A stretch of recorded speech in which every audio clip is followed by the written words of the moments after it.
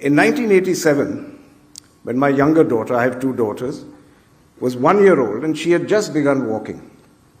Unfortunately, she grabbed a small glass vial of medicine lying on a low-lying table, and she fell while carrying it. And a small sliver of glass from that vial, that broken vial, cut one of her fingers and severed a tendon. We were advised to rush her to London to an expert microsurgeon. We did so, and after he had repaired it, her hand was placed in a cast to allow healing for a month. After a month of waiting with anxiety in London, when the cast was removed, we were horrified, and so was the surgeon to find that the finger still would not bend, and the surgery had been unsuccessful. So we were then advised to go to Paris to meet another microsurgeon called Dr. Glishenstein. And when we entered his clinic, he examined her, looked at us, and said, "Why haven't you consulted Dr. Joshi?" And I said, "I'm sorry, excuse me, who's that?" And he said he's one of the finest hand surgeons in the world. He's Indian, and he has much more experience than all of us, sadly because of the number of people who suffer hand injuries in your country. He then gave me Dr. Joshi's address. It was in Worli, Mumbai, barely 10 minutes away from my office.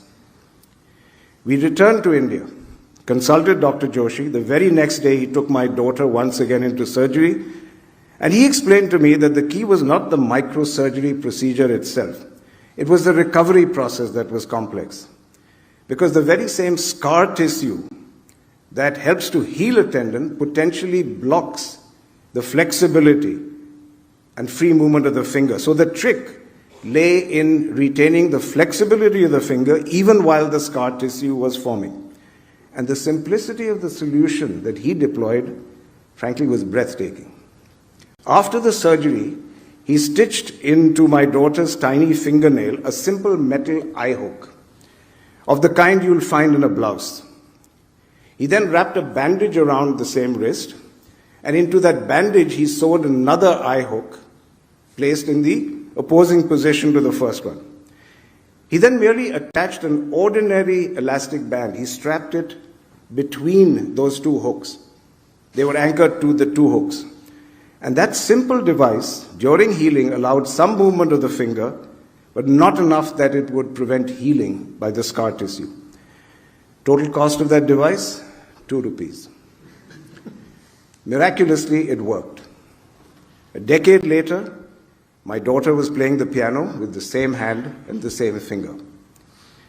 I have told and retold this story because it taught me one powerful lesson.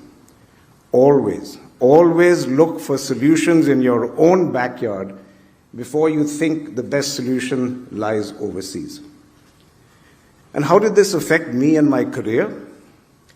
Well, I'm certain that after that, when it came to making big decisions and big bets in business that were based on homegrown technology, I never again lacked the courage to do so. For example, many people have asked me how come I made such an enormous bet at risk to my career by pushing for the indigenous development of the Scorpio SUV in the late 1990s when we started. Why did I make that bet despite the cost that we were going to incur being higher than any capex the company had spent until then, despite our never having designed or built a vehicle by ourselves until then? Well, I'll tell you, I know that the humble Dr. Joshi had something to do with my willingness to make that bet, because my mindset had changed.